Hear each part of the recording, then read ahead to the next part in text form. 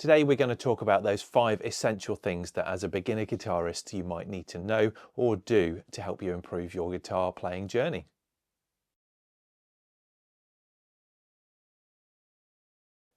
Hi, Sam here with Soroto Music. Thanks very much for joining me again here on the channel. So we kick off with number 5 then. And it's one thing I really struggled with when I started playing guitar, and I think other people should know as well. Now the phrase practice makes perfect is as true here as it is in anything else. But the little and often part of that was just something that I didn't really realise. I was practicing maybe an hour every week or so, but that really wasn't cutting it. I was progressing slowly and it wasn't making the difference that I'd really hoped, and I got a bit despondent.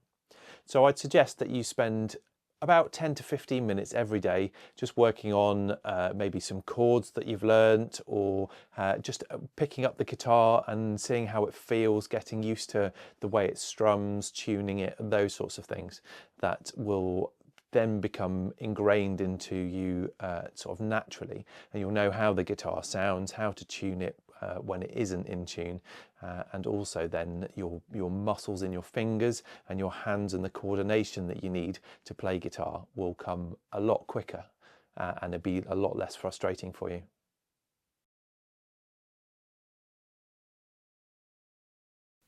So cracking on with number 4, and I'm going to talk about calluses here. So the tips of your fingers, whether you're right-handed or left-handed, the bits that come into contact with the strings. So they do get sore as you practice, and as a beginner guitarist, when you've not been used to pressing down on these little tiny slithers of metal or nylon or whatever your strings are made out of, they do get quite uncomfortable, but that's quite a normal, natural part of the process to learning to play guitar.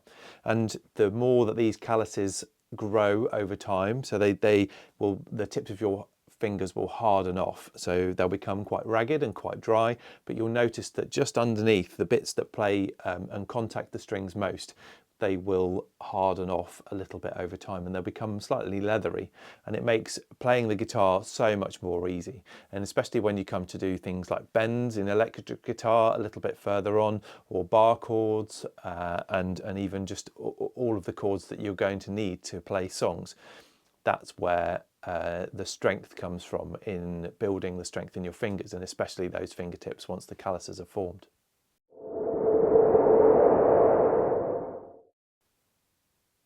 Hi, thanks very much for joining me. Now, what you might not know is that this video is one of the first or second in the channel, and it's really important to me that we get knowledge out there to beginner guitarists. I still class myself as a beginner to intermediate because we're always learning, and so I want to go on a journey together. Now, if you like the video, I'd be grateful for you to click the thumbs up button, and if you want to see more content like this, then please do subscribe. It's the way that the channel is going to build, and we're going to build the community.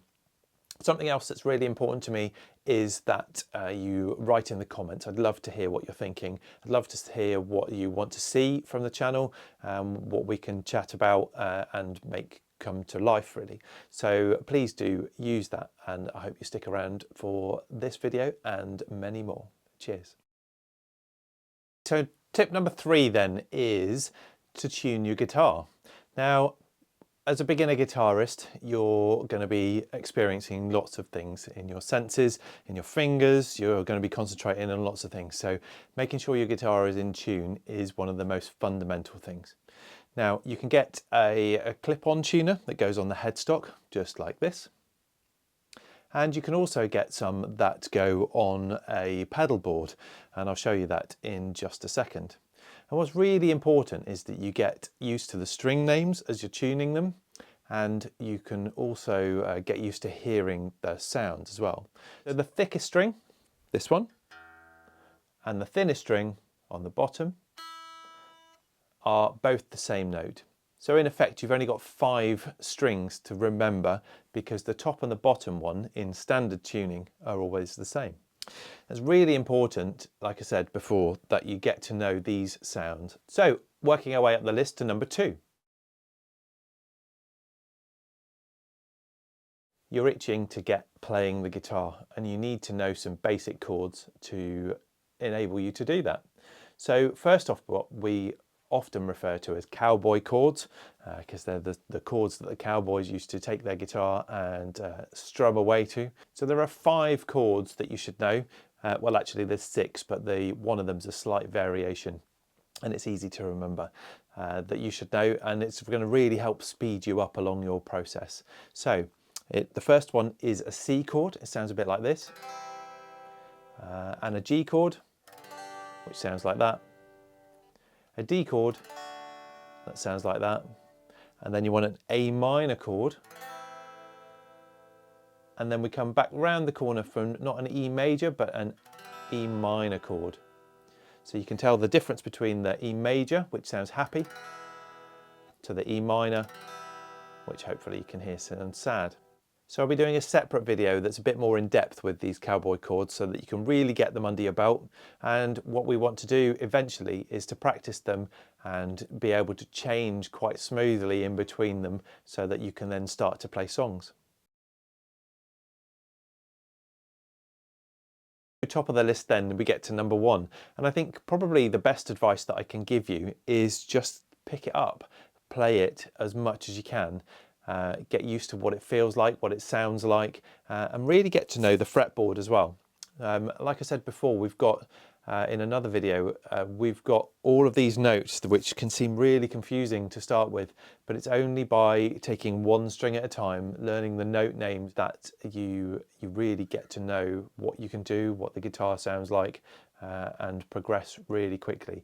And if 5 minutes of maybe you spend 10 minutes actually playing the guitar and learning those chord shapes and just changing smoothly between them, and learning some songs to help you practice, some things that you enjoy. Then spend just a few minutes each day to add on to that and learn that little bit of theory. So learn what the note names are as you go up the string, on each string. Learn what those chords sound like and feel like, in emotionally really, more than what they feel like physically, whether they're happy or sad and where they kind of fit in.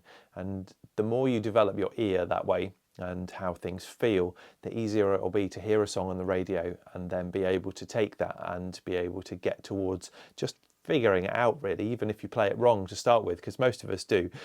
We play up until we find the right notes for a song. But it will give you the confidence then to be able to go, yeah, I've heard that and I don't need to look at any tab, and it will develop your ear into be able to hear the songs and be able to play them quickly.